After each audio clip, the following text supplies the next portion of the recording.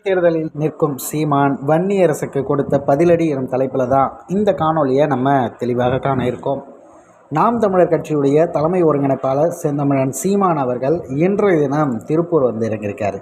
இதற்கான காரணம் என்ன அப்படின்னா, கருப்பண்ணன் மாரியம்மன் கல்லூரியில் ஒரு சிறப்புரையாற்ற வந்திருக்காரு. தலைப்பு பெருந்தலைவர் காமராஜர் அவர்களுடைய பிறந்தநாள் விழாக்காக. எழுத்தறிவித்த இறைவன், கர்மவீர காமராஜர், கல்வி கண் திறந்த தெய்வம் அப்படின்னு நம்ம பல பெயர்களை சொல்லி அவரை அழைக்கிறோம். அவரை மாதிரியான ஆட்சியை தருவதற்கு இப்பொழுது வரை யாராலும் முடியவில்லை. யாராலும் அந்த விஷயத்தை முன்னெடுக்க கூட முடியல. ஆனால் அவர் நினைத்த, அவர் செய்த அந்த அரசியலை கையில் எடுத்து மக்களுக்கான மாற்றம் கொடுக்க காத்திருக்கக்கூடியது தமிழ் தேசியம் எனும் கருத்தியல். அந்த கருத்தியலை தற்போது மிகப்பெரிய அளவிற்கு வீரியமாக கொண்டு செல்லக்கூடிய சீமானவர்கள் தான் வரணும் அனைவரும் எதிர்பார்க்கக்கூடியது. இன்றைய தினம் இந்த கல்லூரியில் பேசும்போது பல நிகழ்வுகளை, இந்த குழந்தைங்களுக்கு ஏற்ற அரசியல் தெளிவு எப்படி பிறக்க வேண்டும், அது எப்படி இருக்க வேண்டும்ங்கிறத தெளிவுபடுத்தியிருக்காரு.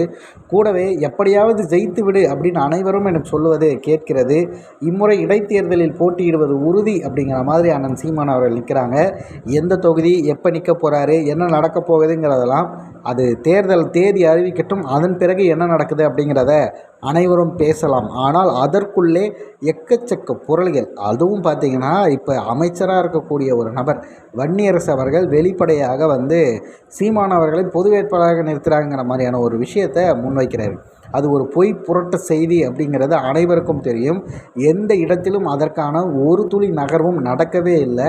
இவர்களாக ஒரு செய்தியை உருவாக்கி இவர்களாக அதை வந்து ஸ்ப்ரெட் பண்ணுவது, அதன் பிறகு பொய்ன்னு சொன்ன பிறகு பார்த்திங்களா எப்படி ஏமாத்துறாங்க அப்படிங்கிற மாதிரி அதையும் நம் பக்கம் மடைமாற்றுவது, அனைத்து வகையிலுமே எப்படி மக்களை ஏமாற்றலாம் தெரிந்த ஒரு கைதேர்ந்த நபர்கள் தான் தற்போது ஆட்சியை செய்து கொண்டிருக்கிறார்கள். அந்த ஏமாதுவாளிகளிடமிருந்து நாம் ஏமாறாக இருக்க வேண்டும். அதற்கு அண்ணன் சீமான் போன்றவர்கள் சட்டமன்றத்திற்குள் செல்ல வேண்டும். இம்முறை அண்ணன் சீமான் அவர்கள் இடைத்தேர்தலில் வெற்றி பெறுவது உறுதி.